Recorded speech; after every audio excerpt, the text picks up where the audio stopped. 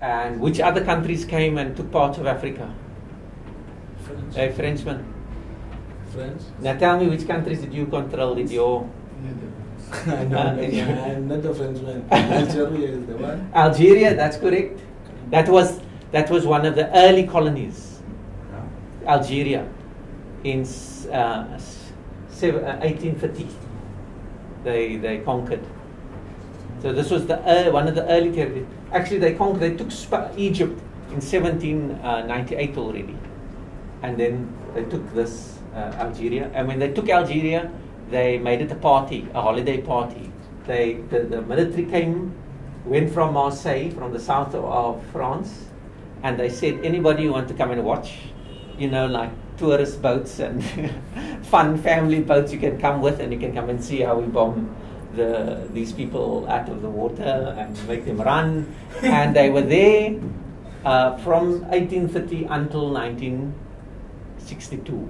We'll look at Algeria. Algeria is and they settled this place with people from Southern Europe. So these were settlers.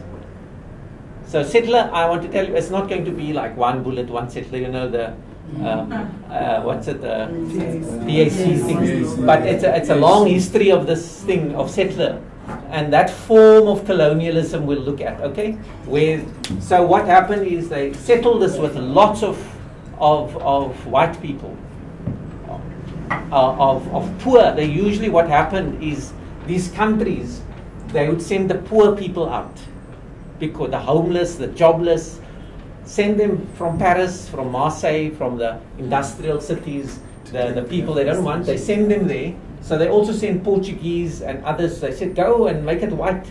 And they created there a system which was just like apartheid. Okay? So there's a settler colony. That's a concept we're going to look at. They are different. So, okay, we could go ahead of ourselves. What is the other places they went to? Burkina Faso.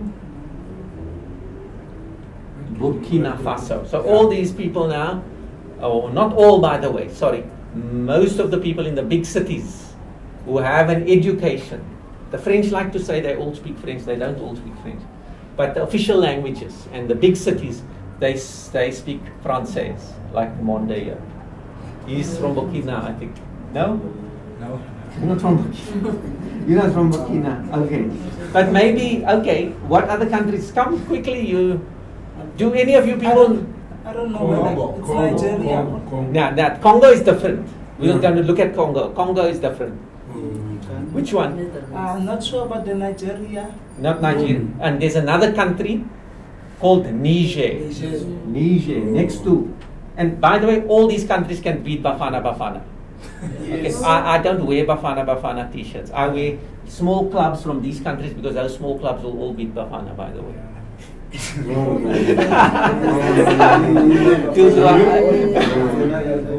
But look, these countries are very poor and they beat Bafana. Mali is also French, by the way. They draw. We have something to do with our football here. So let's look at what we do here. Let's look at the other countries. So Niger is different from Nigeria.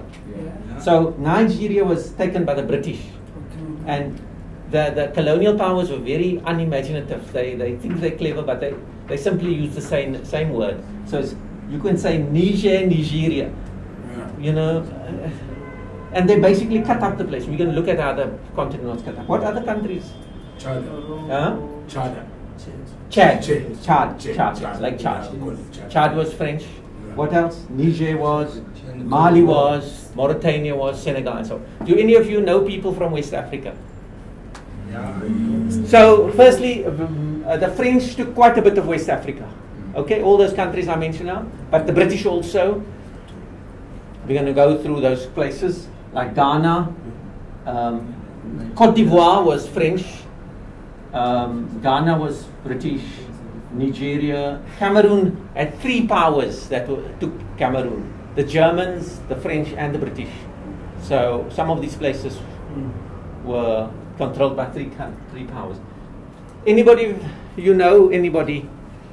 you know people from West Africa in South Africa, living in Khayelitsha, selling stuff in Cape Town? Yeah. Where's he from or she from? From Nigeria? No, that's not. I'm talking French speaking. No. We. Yeah, no, that's scarce. They are so scarce in those areas. Oh, okay. They're not saying they don't there because there are many Senegalese here. Senegalese traders. Okay. They would speak some French. Now, somebody mentioned Congo. Now, Congo is very different. And Congo is you mentioned Congo. But now, Congo wasn't French. They speak French. But Congo was taken by which country? Where in Europe do they also speak French? Congo was taken by Belgium. Okay. But I'm wrong. Not even by Belgium. Congo was taken by the King of Belgium. In fact, the Parliament of Congo didn't accept it. So Belgium became the personal property of the king. In all the other places, the governments and the parliaments had control, okay, over the territories. So in France, the French Assembly had an interest in the running of the affairs and the national government and so on. And in fact, in the French case, if you had enough education, if you were from Mali or from Senegal, and they said civilized, if you had enough civilization, if you could speak French well and you could behave like a Frenchman, you could go to the parliament. Okay, you could go to Paris and be in the parliament. So what happened, in fact, in that case, on independence, the presidents and the prime ministers were still in the parliament in Paris. But not in the British case. In the British case, you couldn't go to London to sit in Westminster. If you were, you couldn't become a citizen. So the Congo was very different because it was the personal property of the king. And because there was a difference between the king and the government, the whole of the Congo was given to private companies to run. And so it was very violent because the companies, the king said the companies could run this show, and they could be the legal system, they could be the tax collector, they could be the employer, which obviously meant, nobody, there was no oversight, there was no system of justice. Even if colonial justice was always injustice to the natives, the Congo was particularly bad, was particularly violent. And we can decide what we want to concentrate on, or if you want to see movies or further discussions about any particular country.